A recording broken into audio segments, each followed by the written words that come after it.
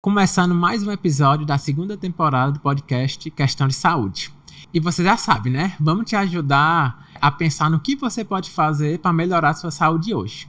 E hoje temos uma convidada super especial, a doutora Natália Alencar, é endocrinologista e faz um trabalho muito importante no tratamento de obesidade e diabetes.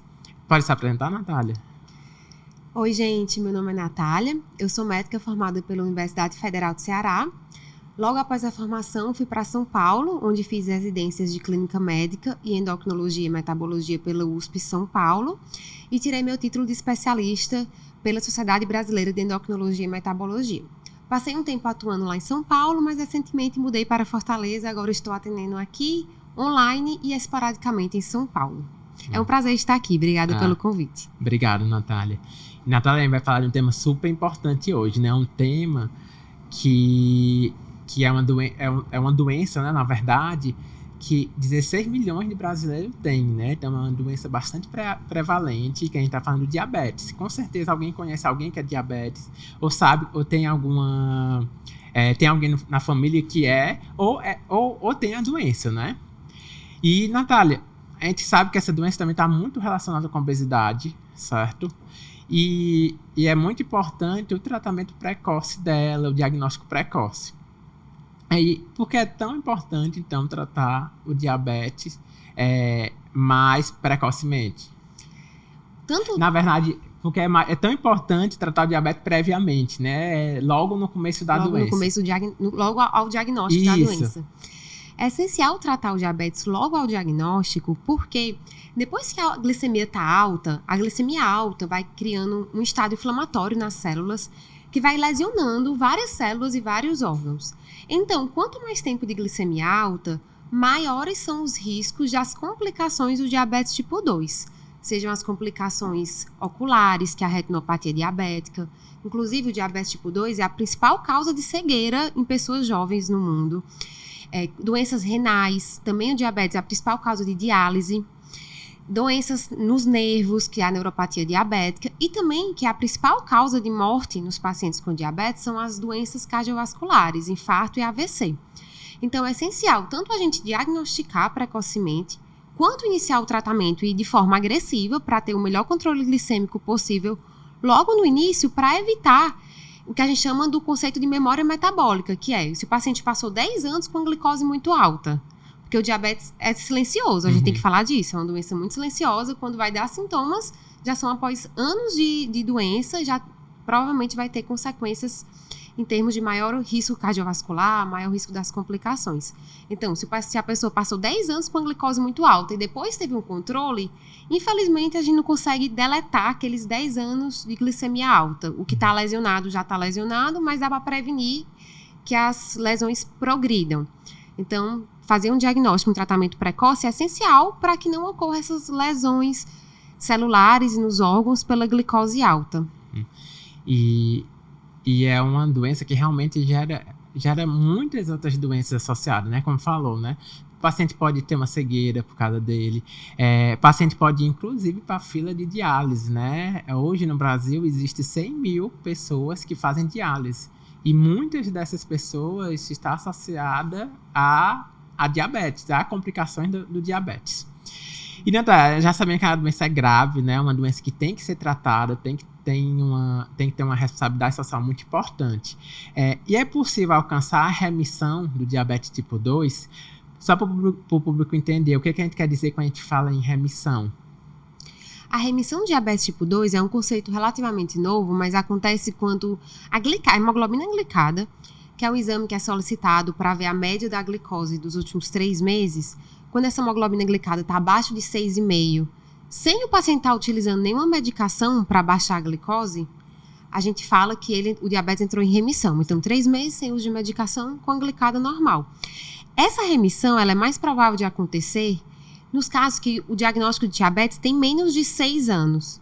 Então, é muito importante falar isso para o paciente, porque a gente falando, se a gente tratar agora de forma intensiva, você tem chance de remitir, de ter realmente o diabetes controlado em remissão, isso empolga muito mais, estimula o paciente a tratar, né? Saber que é possível ter remissão da doença. Perfeito. E E como a gente já falou, né, o diabetes tem muita relação com a obesidade, né? E agora, na pandemia do Covid-19, a gente percebeu que teve uma grande preocupação da população brasileira em relação à sua saúde, né? Já que o Covid é muito mais grave em quem tem alguma doença crônica, né? E um dado importante também é que houve um aumento de peso na população, né, no geral. Tem um estudo que eu estava lendo que mostrou que nos 2 anos de pandemia, a média dos brasileiros ganhava 6 quilos. Ou seja, então quase todo mundo ganhou peso nesse período da pandemia. E pensando na obesidade, pensando no diabetes, qual é a relação que temos da obesidade com diabetes tipo 2? A obesidade, pelo excesso de tecido adiposo, o tecido adiposo é um órgão endócrino também funcionante, produz hormônios e citocinas inflamatórias. Então, a obesidade leva a um estado de inflamação sistêmica. Isso leva à resistência à ação da insulina. A insulina, eu gosto de falar que é como se fosse uma chavinha que abre a célula e coloca a glicose para dentro. Quando há uma resistência à insulina, a insulina não consegue colocar toda a glicose para dentro das células e a glicose fica alta no sangue. Aí surge o pré-diabetes, se não for tratado, vai para o diabetes tipo 2. Então, a relação é por conta disso, que a obesidade leva à resistência à ação da insulina, que, se não tratada, vai levar ao pré-diabetes e depois ao diabetes tipo 2. É tanto, Fernando, que antes o diabetes era uma doença de adultos, principalmente a partir dos 45 anos, e atualmente não. Atualmente tem crianças com diabetes tipo 2 justamente pela obesidade. E aí é muito importante a gente falar sobre o rastreio do diabetes, né? Que todo mundo acima dos 35 anos tem que fazer o rastreio com dosagem de glicose ou hemoglobina glicada. E pessoas até com menos de 35 anos, se tiverem sobrepeso ou obesidade e pelo menos mais um fator de risco. Tem que fazer o rastreio também. Perfeito. E é bem difícil antigamente a gente ver paciente com diabetes tipo 2 jovem, né? Criança, né? A gente via em filme, mas aqui quando a gente via em filme era diabetes tipo 1, né? Que é uma outra fisiopatologia que não é do episódio hoje. Mas realmente essa do adulto jovem, um adolescente até criança, realmente é mais recente. Exato. Natália, a gente sabe quando há o diagnóstico de diabetes, junto com isso já vem uma série de mudanças na vida do paciente, né? E vai ter que ter algumas restrições alimentares, certo? E vai ter mudança de hábito. Tem que ter mudança de hábito, né? Assim como o tratamento da obesidade e vários outros tratamentos de doenças crônicas, o essencial é ter mudanças de hábitos também, né? Explica pra gente como é que funciona o controle do diabetes hoje. Certo. Para um bom controle do diabetes, é essencial ter um vínculo entre o endocrinologista e o paciente, para que realmente consiga haver essa parceria e que o paciente sinta confiança para seguir as instruções e também que o médico consiga individualizar o tratamento. Porque hoje em dia, felizmente, existem várias medicações para diabetes tipo 2 e é preciso realmente individualizar, porque tem medicamento de graça pela farmácia popular e tem medicamentos caríssimos, cerca de R$1.000 por mês, né? Então, a gente precisa individualizar de acordo com o perfil de cada um. E aí, o tratamento consiste em mudança do estilo de vida. A gente sempre busca uma perda de peso para melhorar ou até levar à remissão, porque, como a gente falou anteriormente, que é possível ter a remissão do diabetes, o principal fator associado a essa remissão é justamente a perda de peso. Então, o tratamento consiste na mudança do estilo de vida, com uma alimentação saudável, equilibrada, rica em fibras, em alimentos in natura e pobres em industrializados e carboidratos refinados.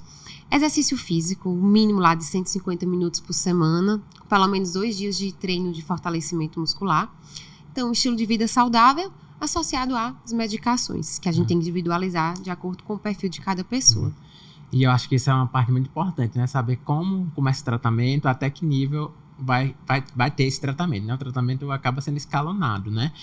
Quando o tratamento pode ser só por mudança de estilo de vida?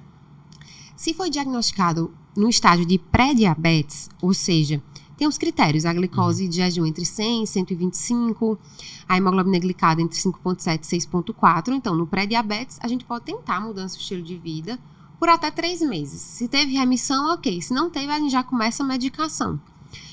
Já no diabetes, quando é diagnosticado realmente uma glicose de jejum a partir de 126 ou a glicada a partir de 6,5, a gente já tem que começar uma medicação associada à mudança do estilo de vida e buscar também a perda de peso. Então, a gente não pode perder tempo no tratamento. A gente tem que evitar o que se chama de inércia terapêutica. Diagnosticou diabetes, a gente já tem que colocar alguma medicação. Ótimo. E como tu falou, o tratamento pode começar em remédio no posto, que tem um dos principais, né, a metformina, que quem é diabético com certeza já tomou alguma vez na vida.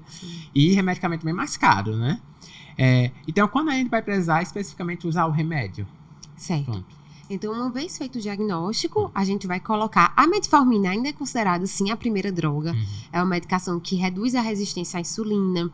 É uma medicação que ela até ajuda a uma perda de peso discreta. A gente não pode falar que ela pode ser utilizada para tratamento da obesidade, mas diferente de outras medicações mais antigas, como, por exemplo, a gliclazida, que leva até ao ganho de peso, a metformina, ela ajuda ali a perder uns 3, 4 quilos no começo e melhora a resistência à insulina. Então, a metformina ainda é considerada a primeira droga. A metformina é uma medicação gratuita. Então, ela é a primeira droga. E aí tem um leque para associar a segunda. Se o paciente tiver obesidade, por exemplo, a gente sempre vai preferir uma medicação que ajude na perda de peso, como os análogos de GLP-1. Os tão conhecidos, que popularmente as pessoas conhecem como as canetinhas para emagrecer, né? Que, na verdade, são medicações inicialmente estudadas para o diabetes. E é importante que tu falou que o metformina pode haver até uma perda de peso inicial, mas não é um medicamento para perda de peso. Sim. Posto que tu fez falando justamente sobre os medicamentos que é considerado, que tem evidência que funciona a perda de peso. E metformina não é um desses, né? Porque a gente vê alguns médicos, esses médicos mais da longevidade, passando, né? Mas é importante frisar que não é. Exato. Se o paciente tiver só obesidade, sem diabetes, tem drogas muito melhores. A metformina realmente pode até levar a perda muito discreta, mas vamos pensar, um paciente com obesidade grau 2, pesando 100 quilos. O que são 2, 3 quilos, no máximo 4, que pelos estudos a metformina contribui, né? Então, não é uma droga eficaz para o tratamento da obesidade. Com certeza. E a insulina, que é uma preocupação, assim, frequente que do meu consultório, quando tem um diagnóstico de diabetes e o paciente começa a ter essa ideia que vai ter que usar insulina, vai ter que ter a furadinha 2, 3 vezes ao longo do dia. E quando é que o paciente vai precisar usar insulina? Lembrando que tem esse medo, mas foi uma droga revolucionária, né? Foi uma droga importantíssima. Exato, exatamente. Eu não gosto de colocar o medo. Se você não se tratar direito, você vai usar insulina. Eu não gosto de colocar esse medo, porque a insulina realmente é necessária em alguns casos. Claro, em casos iniciais, quando a gente faz aquele tratamento voltado à perda de peso, mudanças de hábito, medicações orais, a maioria não vai precisar de insulina. Porém, quando é que a gente vai pensar em insulina? Primeiro, se lá no diagnóstico uma pessoa, porque como a gente falou no início, o diabetes é silencioso. Então, uma pessoa pode passar muitos anos com diabetes sem saber, e aí a glicose ficou acima de 300, muito tempo. O paciente começou a ter sintomas, que são sintomas do diabetes descompensado, os polis. Poliúria, ou seja, faz muito xixi. Polidípsia, bebendo muita água. Polifagia, comendo muito e perdendo peso. É um sinal que ele está com insulina baixíssima, insulinopênico. No geral, a hemoglobina glicada é acima de 10. Então, nesses casos, se há o diagnóstico, o paciente tiver com um quadro muito grave, a gente tem que colocar a insulina desde o começo. E em alguns casos, dá para tirar a insulina depois, corrige essa toxicidade inicial. Nos outros casos, a gente sempre começa com comprimido e mudança do estilo de vida e perda de peso, vai associando. Se o paciente tratar o principal problema, que é a gordura visceral, né, aquela gordura do abdômen, o paciente que tem a barriga aumentada, tem algumas pessoas até que nem tem obesidade, né, Fernando? Isso. Que é aquela pessoa magra, mas que tem a barriga aumentada. É um perfil também bem de risco para diabetes. Então, se a pessoa tiver esse perfil e não corrigir essa obesidade visceral, ela tá lá com um comprimido, aí depois vai para 2, porque o pâncreas tá ali lutando contra a resistência à insulina, aí vai deteriorando, o pâncreas vai cansando, vai deixando de produzir a quantidade de insulina adequada.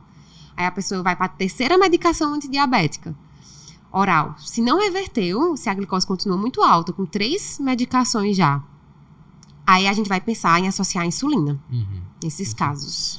Então, assim, o ideal é que não use, né? Mas se precisar usar, com certeza é o que vai aumentar vai fazer o paciente sobreviver, né? Vai aumentar a sobrevida, vai tentar parar a progressão da doença, né? Exatamente, vai melhorar a qualidade e a expectativa de vida. E uma vez iniciado, por exemplo, a gente começa com insulina uma vez ao dia, inicialmente, bedtime, antes de dormir. Se o paciente mudar, ainda assim, mesmo que tarde, mudar o estilo de vida, em alguns casos até para reduzir a insulina ou tirar. Não é uma sentença. E como tu falou bem, Natália, é importante frisar que é uma doença progressiva, né? Sim. O pâncreas vai sendo lesado, né? Sim. E depois que lesa, vai ficando cada vez mais difícil o tratamento, todos os tipos de tratamento. Inclusive a cirurgia, que a gente vai já falar sobre isso. Sim. Então, acho que o que a gente tem que frisar bastante é como a gente deve identificar de forma mais precoce essa doença. Eu já tô falando nem prevenção, é tipo paciente que já tem a doença, só que não sabe, né? Que é a diabetes silenciosa, né? Como tu falou, a diabetes é uma doença silenciosa. Sim. Como é que a gente pode fazer para identificar essa doença de forma mais precoce? Certo. Então, todo mundo acima dos 35 anos de idade precisa dosar a glicemia de jejum e a hemoglobina glicada. E se forem pessoas abaixo de 35 anos, mas que tiverem sobrepeso ou obesidade, mas algum fator de risco, precisa também fazer o rastreio. E quais são os fatores de risco? História familiar de diabetes. É importante frisar que se você tem um parente com diabetes tipo 2, você tem muito mais risco de desenvolver diabetes tipo 2 também. Então, história familiar. O sedentarismo. Então, a pessoa está sedentária já é considerado um fator de risco muito importante para o diabetes. História pregressa de diabetes gestacional nas mulheres. Síndrome do ovário policístico, colesterol alto, pressão alta. Tudo isso são fatores de risco para o diabetes. Então, se a pessoa, mesmo uma pessoa jovem, de 25 anos, ela tem sobrepeso e é sedentária, tem que rastrear para diabetes. Ótimo. Natália, e a gente já falou que o diabetes tipo 2 está muito associado com a obesidade. E existe tratamentos para obesidade e um desse tratamento é a cirurgia para determinado tipo de paciente, né? Quando podemos indicar a cirurgia para tratar a diabetes também? Certo. Então, é importante pensar, como endocrinologista, eu e os colegas endocrinologistas, a gente tem que ter em mente quando encaminhar o paciente para a cirurgia bariátrica. Então, todo paciente que tem obesidade grau 2, com alguma comorbidade, e dentre as comorbidades, o diabetes tipo 2 é uma das mais frequentes, né, Fernando? Isso. Então, um paciente com obesidade a partir do grau 2, com diabetes tipo 2, que tem uma falha do tratamento clínico, ou seja, ele acompanhou com o endocrinologista no consultório, a gente fez medicação, estimulou mudança de estilo de vida, e mesmo assim ele não perdeu peso, o diabetes não controlou, a gente vai pensar em encaminhar para a cirurgia bariátrica e vai pensar nessa indicação. Foi visto que a cirurgia, você vai falar daqui a pouco, né, que é tão eficaz na reversão do diabetes, que em 2017, inclusive, foi liberado a cirurgia bariátrica para pessoas com diabetes tipo 2 a partir do IMC de 30, ou seja, a partir de uma obesidade grau 1. Então, um paciente com IMC entre 30 e 35, que é a obesidade grau 1, que tem diabetes, que a gente está acompanhando no consultório, é um diabetes com menos de 10 anos de doença, por conta daquele ponto que a gente falou, né? É uma doença progressiva, depois de 10 anos o pâncreas já deve ter uma lesão ali que não vai ser mais reversível. Mas um paciente com menos de 10 anos de diabetes, que fez tratamento clínico com as medicações, não teve remissão do diabetes, também vai se beneficiar da cirurgia bariátrica. É uma arma a mais que podemos ter, né? É tanto que o endócrino é essencial. O endócrino é o clínico do paciente com obesidade, do paciente com diabetes. É tanto que para a gente conseguir operar, a gente é obrigado a ter um laudo do endocrinologista, né? Não é só o cirurgião querer operar se ele achar que o paciente tem indicação. Tem que passar pelo crivo também do endocrinologista, justamente porque a ideia é que o paciente já tenha tido um tratamento clínico antes. Né? É como se fosse escalonado, né? Vamos dizer assim. Alguns pacientes, o ideal é que não precisasse, eu concordo com isso, o ideal é que não precisasse, mas alguns pacientes é o tratamento que vai ter. Né? E é importante que ela é eficiente, né? Nisso ela funciona bem. Tem alguns estudos que mostram que em 2 anos pode diminuir até 80% dos pacientes que conseguem ter remissão de diabetes. E em 5 anos, até 60% dos pacientes conseguem ter remissão. Porém, um dado muito importante é justamente isso. Quando a diabetes já está estabelecida, já tem muitos anos, a cirurgia funciona pior também, como tudo funciona pior. Por isso que é tão importante o tratamento precoce, né? E a identificação precoce. E uma coisa importante também que tu falou, Natália, é sobre que os pacientes têm muita dúvida sobre isso. Qual a cirurgia é melhor para o diabetes? Tradicionalmente, nós temos as duas principais cirurgias que é feita no Brasil, o bypass e o sleeve. E tradicionalmente a cirurgia do paciente diabético é o bypass, porque já se provou que tem uma ação neurohormonal maior do que o sleeve.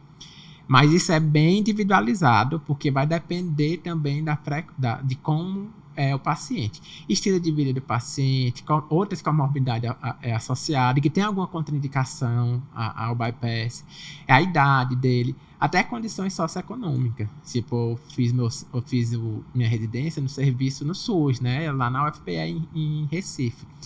E lá a gente via que o paciente que fazia bypass, que tem que ter uma atenção um pouco maior, tem que ter um acompanhamento muito bom, junto com o endócrino, junto com o cirurgião, para não ter perigo a longo prazo, ter alguma deficiência vitamínica que pode levar a consequências sérias para o paciente. Acaba que esse paciente com assistência à saúde menor, talvez o sleeve fosse uma cirurgia mais adequada para ele. E se caso não melhorasse, poderia transformar no bypass. Mas é uma coisa que é muito individualizada, que eu vejo alguns cirurgiões até muito chata, muito dizendo, tem que ser isso. Eu acho que tem que individualizar, né? Eu acho que como tu prega na tua consulta, como eu prego, a gente tem que individualizar cada paciente, né? Não adianta, não é receita de bolo, né? Então o sleeve também pode ser muito eficaz na remissão do diabetes. Isso. Tem até um estudo que pegou os principais estudos que tem na bariátrica, estudos importantes, que mostrou que em 5 anos a remissão no bypass seria de 60%, ou seja, 60% dos pacientes que fazem bypass tem uma remissão, e por sleeve é 55%. Ou seja, é maior realmente o bypass, mas não é tão maior, entendeu? Pois o sleeve é uma técnica muito boa também, né, Fernando? E eu acho muito legal até isso, ter uma conversa quando o endocrinologista acompanha o paciente no consultório há muito tempo, que vai encaminhar para o cirurgião bariátrico, até ter uma conversa para os dois decidirem em conjunto, né? Porque até o padrão alimentar da pessoa interfere nisso, né, Fernando? Com certeza. Porque, por exemplo, se o paciente tem um perfil muito beliscador, que passa o dia beliscando, não come muito por refeição, mas passa o dia beliscando, talvez o sleeve não seja a melhor opção, né? Mas o bypass seja melhor para esse perfil. Já um paciente que tem um padrão mais hiperfágico, de comer mais volume por vez, a cirurgia do sleeve pode resolver bastante. E tem essa questão que você falou, que o sleeve precisa de menos suplementação de vitaminas, né? Porque no bypass o bypass tem uma alteração intestinal, vamos dizer assim, tem menos intestino para absorver vitaminas, né?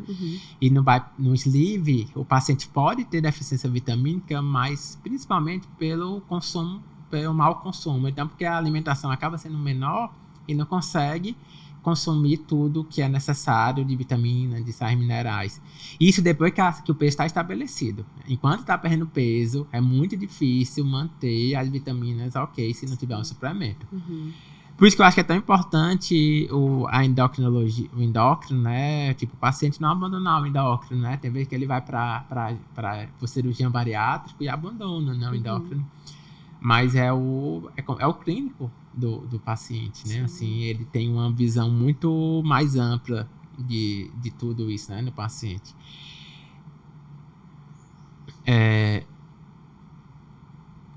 Natália, o que a gente está falando aqui desde o começo é que tanto em relação à obesidade como em relação ao diabetes, que o paciente precisa ter uma mudança, né? Não vai adiantar, mesmo que for diagnosticado precocemente, ele continuar tendo uma dieta muito ruim, né, com muitos carboidratos simples, ultraprocessado, não vai ter medicamento que vai funcionar, né? Como você acha que a melhor forma que a gente pode passar para o paciente, e o paciente pode enxergar esse novo estilo de vida que ele vai ter que ter? Vai ter que ter, porque, tipo, depois que descobre a doença, como a gente falou, é progressivo. Se não mudar estilo de vida, infelizmente, vai vir muitas doenças associadas. Exatamente. Então, até a própria palavra dieta, muitas pessoas querem enxergar como algo com início, meio e fim. Mas não. A origem da palavra dieta é justamente um estilo de vida. Então, a pessoa realmente tem que ter uma mudança de hábito que seja duradoura. Tem que ter uma dieta rica em alimentos in natura e fibras, pobre em ultraprocessados, pobre em gordura saturada também. Dietas que são muito reconhecidas como benéficas para pessoas com diabetes. A dieta mediterrânea, que é uma dieta rica em oleaginosas, leguminosas, grãos integrais, peixes, verduras, e pobre em carne vermelha, pobre em açúcar, em alimentos ultraprocessados. É um tipo de dieta muito eficaz para prevenir a progressão do diabetes, associada ao exercício físico. E além do exercício, também a pessoa se movimentar mais ao longo do dia, aumentar o número de passos, subir mais de escada ao invés de elevador, pequenas mudanças que são importantes. A pessoa ficar monitorizando o peso também é essencial, porque como a gente já viu que a perda de peso, principalmente uma perda de 5 a 10% do peso total, já pode ajudar muito no controle do diabetes. Então a pessoa tem que ter o hábito de ficar pesando, ser amiga ali da balança, para ficar monitorizando e evitar o reganho de peso. Então a pessoa tem que construir um estilo de vida que seja sustentável para ela que realmente que se consiga levar para a vida toda e ser a base do tratamento. Tem que ter um equilíbrio, né, Natália? Assim, tipo, saúde mental bem, né? Sim. Tem que fazer atividade física, como tu falou, né? No mínimo 150 minutos semanais, mas o ideal é que chegue a 300 minutos semanais, né? Com treino de força, né? Para preservar a massa muscular. E uma alimentação adequada, né? Sim. Isso que vai fazer com que o paciente realmente um medicamento ou a cirurgia, ou se for muito inicial, pode ser até que livre o paciente tomar algum medicamento, né? Isso é importantíssimo. Natália, eu vou fazer agora uma sessão que a gente tem aqui de fazer perguntas de paciente, certo? A gente abre caixinha de pergunta. Ao longo aí desses meses, a gente vai juntando algumas perguntas, certo? Tá. E uma pergunta que eu achei super interessante, porque tá na moda, vamos dizer assim, é essa. O Saxenda pode ser usado para diabetes ou é só para perder peso? Certo. O Saxenda, assim como o Victoza, o Ozempic, vou aproveitar e falar logo de todas as canetinhas. Tem o Trulicity também, que é a dulaglutida. Então, todas essas canetas são os análogos de GLP-1, são medicações que foram estudadas inicialmente para diabetes tipo 2. E aí, com os estudos, foi vendo que levavam a uma perda de peso significativa. E aí, passaram a ser utilizadas também para obesidade, independente de ter ou não diabetes. Então, são medicações que podem ser indicadas para pessoas só com diabetes, para pessoas só com obesidade ou para pessoas que têm as duas comorbidades juntas. Então, sim, pode ser utilizada assim só para diabetes, como só para quem tem obesidade também, mesmo sem ter diabetes. E é um medicamento revolucionário, né? Tanto para tratamento da obesidade como tratamento do diabetes. E como tu falou, a ideia foi, o alvo, acho que da indústria foi o diabetes, né? E acabou vendo que ajudava bastante na perda de peso, né? Hoje é o tratamento mais eficaz, né? Temos estudos comparados, estudos a longo prazo não, estudos de 2, de 3 anos, que pode ser comparado até à cirurgia bariátrica. Agora já saiu um estudo novo com a semaglutida, que é o Ozempic, que a gente, por enquanto, no Brasil só tem de 1 miligrama. Mas nos Estados Unidos já foi aprovado o semaglutida na dose de 2,4 miligramas. É uma caneta por vez, né? Quase aqui. Pois é, mas que vai chegar aqui também. Vai. O nome de Wegovy vai ser o mesmo nome nos Estados Unidos. E aí, a semaglutida nessa dose mais alta, cerca de 1/3 dos pacientes dos estudos perderam 20% do peso, que é uma perda de peso próxima ao sleeve, né? E sustentado, né? E sustentado. Foi 2 anos, né, o estudo. Exatamente. E aí, já foi aprovado nos Estados Unidos uma nova canetinha, digamos assim, que é a tirzepatida, que é análogo de GLP-1 e GIP, pega mais outro hormônio incretínico, que são... O que é esse GLP-1? Nem falei isso antes, né? Essas medicações são análogos de GLP-1. É um hormônio produzido no intestino, que atua tanto estimulando a liberação de insulina pelo pâncreas, quanto retarda o esvaziamento gástrico, faz com que o alimento passe mais tempo no estômago. Também atua no hipotálamo e centros da saciedade. Então, eles têm um mecanismo de ação bem completo, que contribuem para tanto a redução da glicose, quanto para também a redução da fome da pessoa. A pessoa come e já sente o estômago cheio mais rapidamente, consegue diminuir o tamanho da porção por vez, e também consegue passar mais tempo sem comer entre uma refeição e a seguinte, né? Alguns pacientes que tomam o GLP-1, e depois fazem a cirurgia bariátrica por algum motivo, relata que acha bem parecido os sintomas. Por que isso? Porque na cirurgia bariátrica, além do efeito mecânico, tem o efeito neurohormonal, que eu falei lá, né? Sim. No começo, que o bypass é bem mais pronunciado isso. E produz esse hormônio naturalmente. Então, pega um paciente que operam, aí vão dosar o GLP-1, percebe-se que há um aumento. Há um aumento. É um efeito parecido mesmo.